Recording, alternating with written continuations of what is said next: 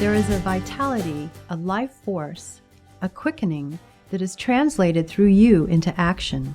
And because there is only one of you in all time, this expression is unique. If you block it, it will never exist through any other medium. It will be lost. The world will not have it. Martha Graham. Welcome back to Creativity and Health. This is our third lesson. And if you felt a little pressure after hearing that quote, don't worry. You have a unique creative gift that makes you different from everybody else, and it's not that hard to find it.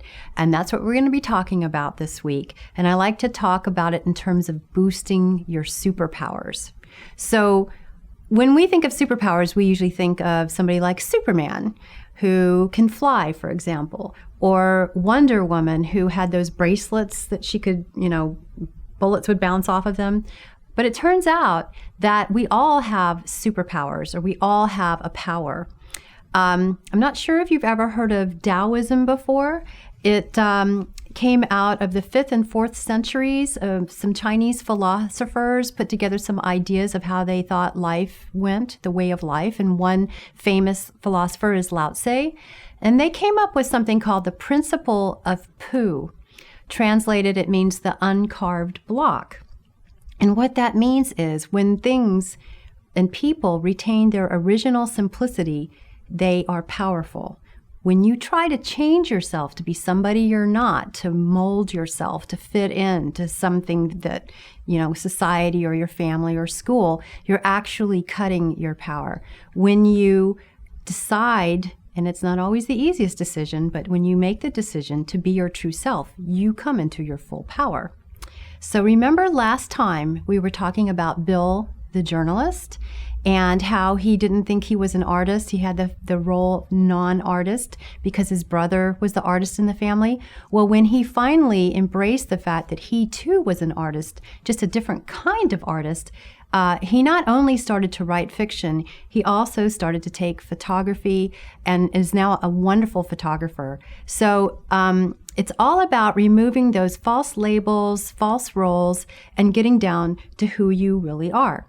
So why do I call this a secret? Finding out what you're naturally good at. All of us are naturally good at something. Why is that a secret? Because we take it for granted that we have this ability or abilities, and we just assume everybody else can do it too. I can't tell you how many people I have taught in workshops over the years that didn't even know they were able to do something until we did some of the exercises that we're going to do today.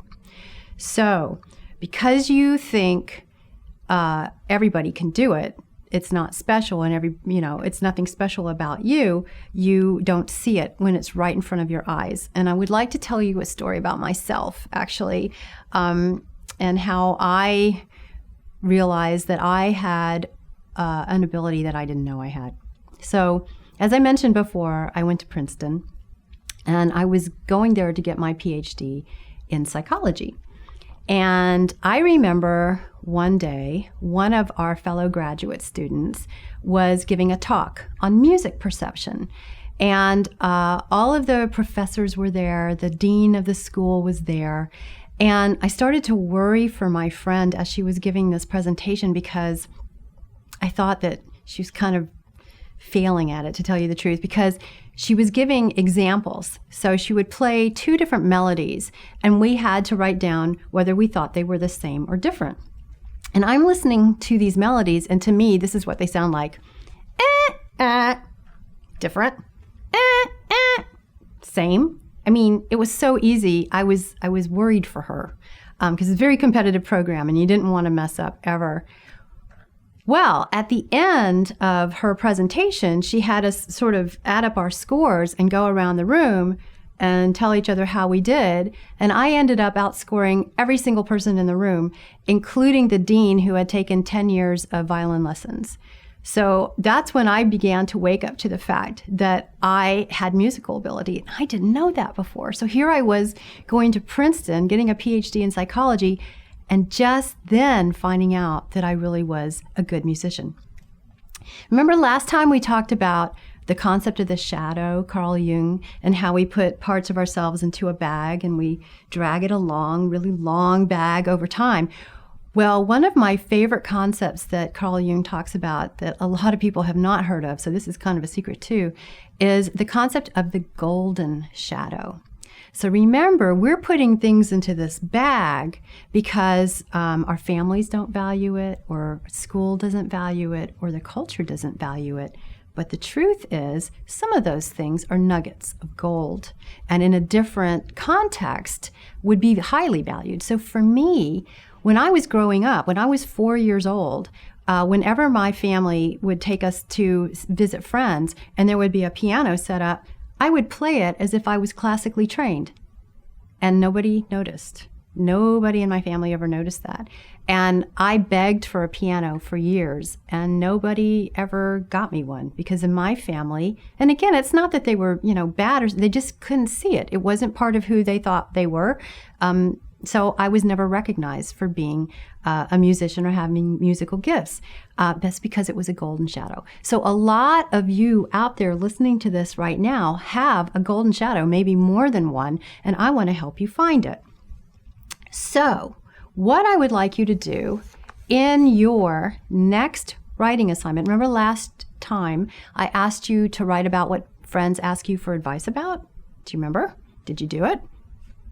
Okay, I hope you did, because I'd really like to see what you wrote, and I'd really like to be able to comment on it and help you fine-tune your answers as we continue these writing assignments. So this time's writing assignment is, what are you naturally good at? What are you naturally good at? And you might say to yourself, well, it took you until graduate school at Princeton to figure it out. How am I going to do it in 1 week? Well, remember those 6 guidelines that we talked about last time? Use those again when you're writing your answer. But I want to share a story with you that I think you'll appreciate. Maybe you think that you're not naturally good at anything. A lot of people come to my workshops thinking that they're not good at anything. You are. I promise that you are. Once there was a woman, her name is Emmy, and I was coaching her. And she was a measly housewife who wasn't good at anything. And I had a few sessions with her, and I wasn't really getting through to her that you do have something special about you. And I was looking at her one day, and I realized she dressed so well. She looked so good every time I saw her. And so I said to her, Emmy, you're a fantastic dresser. And she goes, anyone can shop. And it was funny because I remember the outfit I was wearing that day.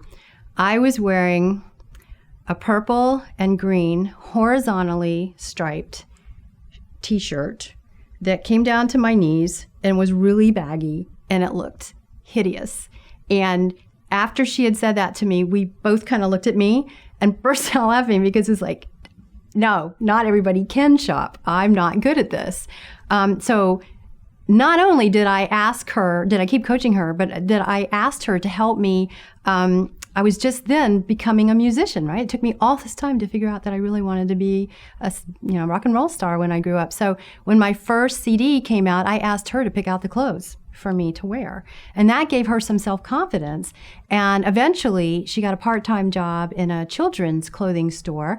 And by the end of a year, she was a buyer for the store.